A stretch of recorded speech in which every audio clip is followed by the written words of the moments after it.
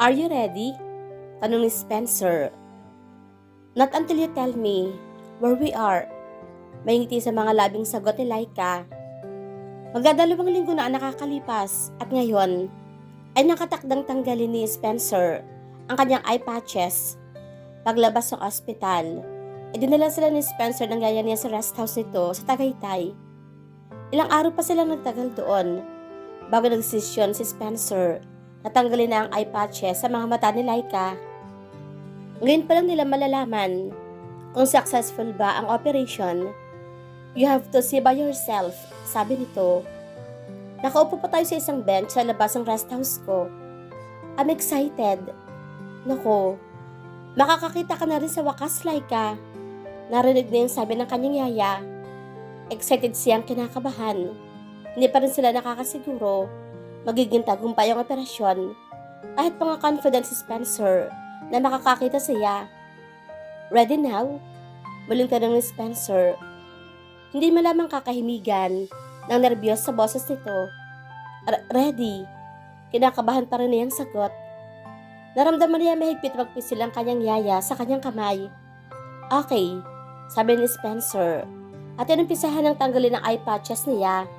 Now, slowly, open your eyes. Sa simula ay hindi madaling gawin iyon. Unti-unti niyang iminulat ang mga mata. Kadiliman, wala niyang katiting na liwanag. I can't see anything, she said. Close your eyes again. Utos ito. Then, try it again. Slowly. Open your eyes, Laika. Muli nga nang iminulat ang mga mata. Unti-unti. May liwanag. Ngunit walang images. Para lamang siyang nakakakita ng maputing ulap. Pumikit ulit siya. At nagmulat. May liwanag. At images na. Pero hindi pa rin malinaw. Can you see us now, Laika? Tanong ni Spencer. Hindi niya makuhang sumagot. She concentrated on what she saw. Unti-unting lumilinaw ang mga imahe. Hindi nagtagal ay naaninag na niya ang kanyang yaya. Yaya, she said. Laika, masayang bulalas ito. Nakikita mo na ako? Sa halip na sumagot ay napangiti siya. Tuluyan ang lumilinaw ang kanyang paningin. Malusog pa rin po kayo. Diyos ko, maluhang niyakap siya nito ng mahigpit. Ang alaga ko, nakakakita na ulit. Sisingot-singot pang sabi nito. Hindi mo lang alam kung gaano ako kasaya ngayon, Laika. Ginantihan nito na mas mahigpit na yakap. Maya-maya, ay bigla siyang natigilan. Nakita niya sa likuran ng kanyang yaya, ang lalaking iyon. Ang lalaking kitagal niyang pinanabikang masilayang muli, si Spencer Cortez. Lalong kumisig ang pangangatawan nito. Lalaking tingnan ito sa suot na fitted shirt at maong jeans. Nagmature ang mukha nito, pero para sa kanya ay lalong gumwapo. Nakapamulsa ito habang nakatingin sa kanya. May kaligayahang maaaninag sa nakangiting mga mata nito at matatamis ang ngiti sa natural na mapupulang labi. Bahagyang ginulo ng hangin ang natural na buhok nito, pero para sa kanya ay hindi malamang nabawasan ang kagandahang lalaki nito. Spencer, she muttered. Saka lamang nagawang humiwalay sa kanyang yaya. Hi, Laika. May ngiti pa rin sa mga labing bati nito. Hindi na napigilan ang pagsilay na matamis ang ngiti sa mga labi. Hindi na masabi kung gaano kataas ang tila inalundag ng kanyang puso ng mga silayan. Ang lalaki, ang tanging malinaw, ay ang walang kapantay na kaligayahang kanyang nararamdaman. Hindi na siya nakatiis, na hindi ito yakapin na mahigpit. Saka lamang tuloy ang nalaglag ang kanina pa, tinitimpi niya ang mga luha. Ang mabuti pa, ay handa ko na ang merienda natin, sabi ng kanyang yaya, sabay pahid ang mga luha nito. Maiwan ko muna kayo, yun lang, at umalis na ito. Naiwan sila ni Spencer, na magkatabi na sa bench, pero parehong walang masabi. Saka lamang niya nagawang igala ang kanyang paningin sa paligid. Noon lamang siya nakakita ulit ang nagagandahang bulaklak na may iba't ibang kulay. Sa di kalayuan ay may isang lagoon na puno ng iba't ibang klase ng isda. May hagdanang kahoy roon patungo sa rest house ni Spencer. Napapaligiran iyon na namumulaklak na halaman. Pakalat-kalat ang mga paru-paro doon na may iba-ibang kulay. Dumapo ang isa sa kanyang ulo. Nang aabutin niya iyon ay biglang lumipad. May ngiti sa mga labing sinundan na lamang na iyon ang tingin. "This is beautiful, Spencer." Pagbasag niya sa nakakabinging katahimikan. "Kaya nga, dito ka dadalala eh." Nakangiting sabi nito at bumaling sa kanya. Habang patuloy niyang pinagmamasdan ito, ay lalo itong gumagwapo sa kanyang paningin. She could not seem to take her eyes off him, so she did her best to observe him without being obvious about it. "Gusto kong ang lahat ng una mong makikita ay maganda. At kasama ka na sa magagandang iyon na nakita ko, Spencer," she said silently as she stared at him. "Reminder lang po, miss," sabi nito. "No lifting heavy objects. Please avoid bending, coughing, sneezing, and straining also. No touching and rubbing of the eyes, please. And you still have to wear eye patches at night." "Yes, doctor," nakangiti niyang sagot at nakatitig pa rin sa mukha nito. The warmth expanded deep inside her at the sight of him was as irritating as it was disturbing. Naisip niyang hindi na dapat maulit ang kabaliwan niya noon kung ayaw niya masaktan ulit. "I said no straining." Maya-maya ay natatawang sabi ni Spencer. "Baka mapagod ang mga mata mo sa kakatitig sa akin. May morning glory ba ang mga mata ko?" She blushed then looked away. Hindi siya umiwas, nagagapin nito isa niyang kamay. "I'm happy that your eyesight is back. Thank you again." "Anong plano mo pagkatapos ito?" tanong nito kapag kuwan. "Babalik ka na ba sa bahay mo? Pinapaalis mo na ba ako?" "No, of course not." Humigpit na pagkakahawak nito sa kanyang kamay.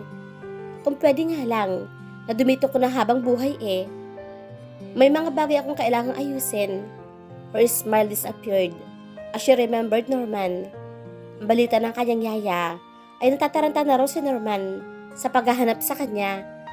Napag-iinitan ng araw nito ang ibang katulong nila sa bahay.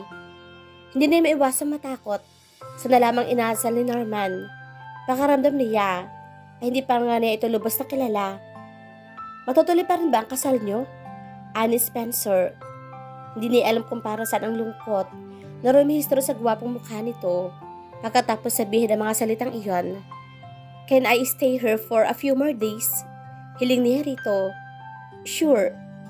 Babayaran kita kapag..." "Hindi ako humihingi ng kabayaran, Laika." Putol ito sa kanyang gustong sabihin. "Would you mind if I asked you something?" Umiling ito. "Why are you doing this? Nakalimutan mo na bang ako ang babaeng pinagdidirihan mo, no?" Bigla siyang napahinto sa sinasabi.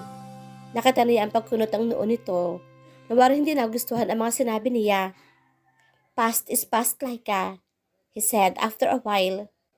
"Can I ask one more favor, Spencer?" "Go ahead." "Pwede mo ba akong tulungang mahanap ang dating lawyer namin?"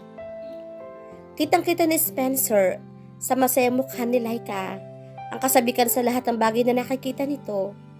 Nakatayo siya sa ilalim ng isang puno ng akasya habang nakatanaw kay Laika na noon ay masiglang namamasyal sa garden.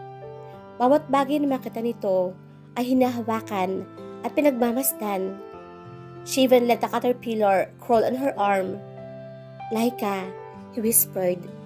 Hindi alam nito na kanina pa niya ito pinagmamasdan. He caught the faint whiff of a flower-scented perfume and felt his inside tighten. Hanggang kailan niya pipigilan ang sarili? When Laika emerged, dressed in a sexy little slip of a dress, her hair caught in an elegant twist, and he had wanted to break something. Anything to relieve the frustration. Sharing the house with her for days was hard. Hindi pa nakontento. Kumuha siya ng kamera at kinunan ang bawat galaw ng dalaga. Patuloy pa rin si Laika sa mga ginagawa nito. Tumigil lamang siya nang tumunog ang cellphone na nasa bulsa. Dumistansya siya bago sinagot ang tawag. "Where have you been all this time?" Malakas sa tanong ni Jenna mula sa kabilang linya. "I've been calling you up in the clinic, pati sa bahay mo, pero puro hindi ko alam ang sinasagot ng mga tao roon. Palaging out of coverage area ang cellphone mo. What's the matter with you, Spencer? Malapit ang engagement party natin. Will I expecting my fiancé on the night of our engagement? O baka naman sa araw mismo ng kasal natin ay wala ka pa rin balak sumipot? Mag-usap tayo ng mabuti, Jenna, sabi niya, matapos ang isang nanghihinang buntong hininga. I don't think I'm ready for this.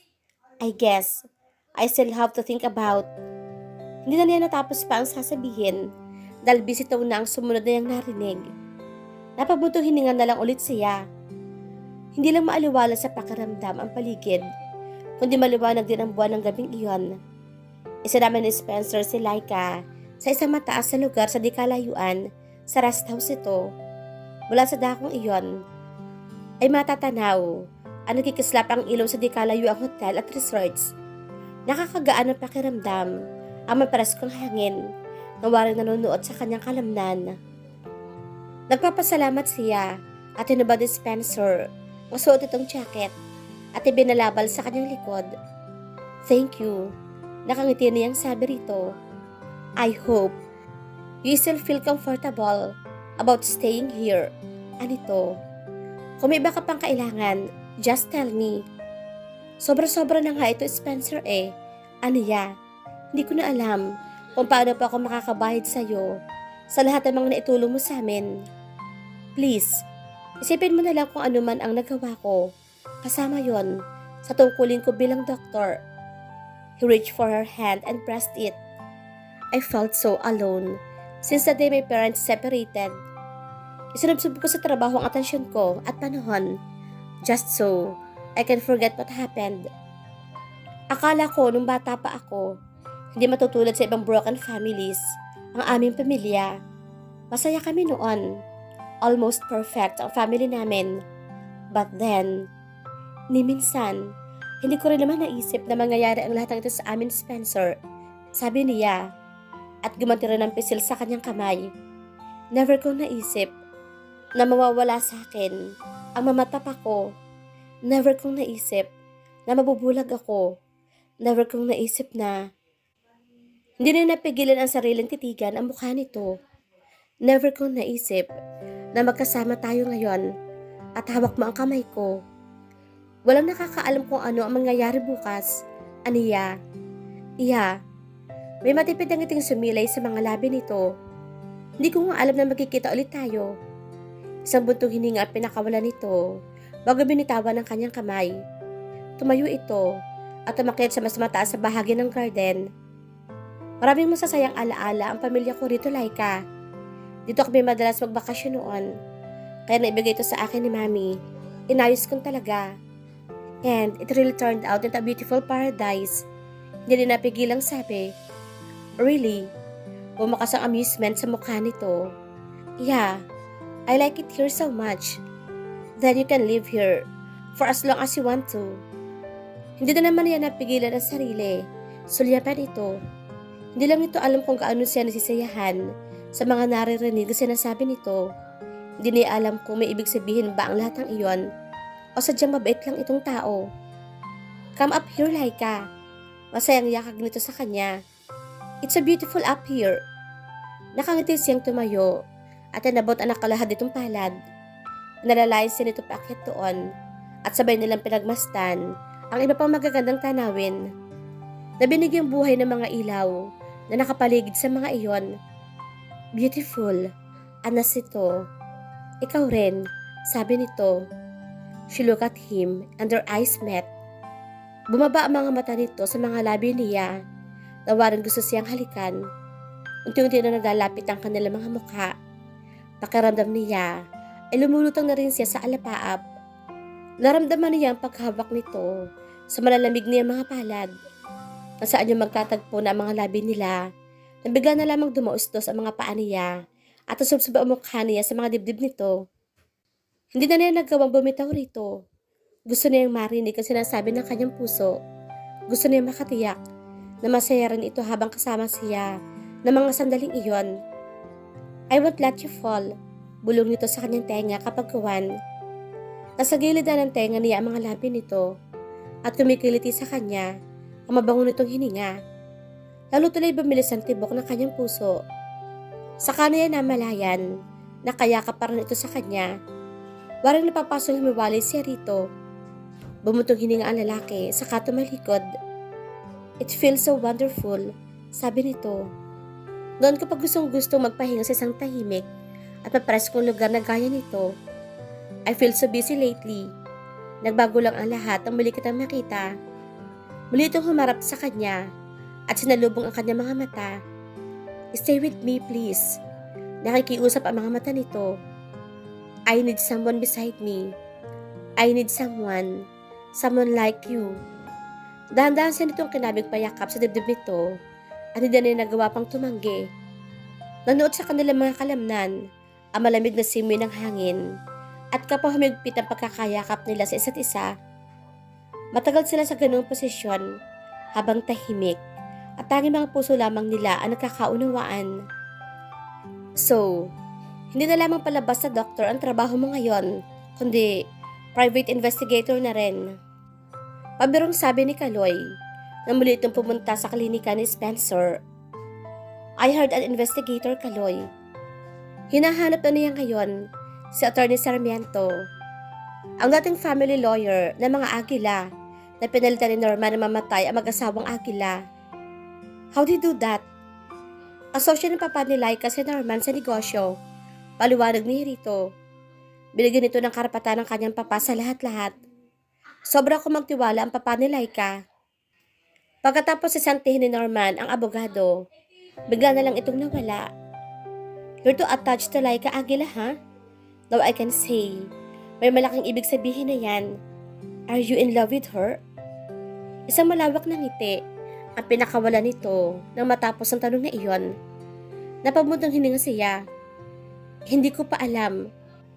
Remember, na tomorrow night na engagement night namin ni Jenna.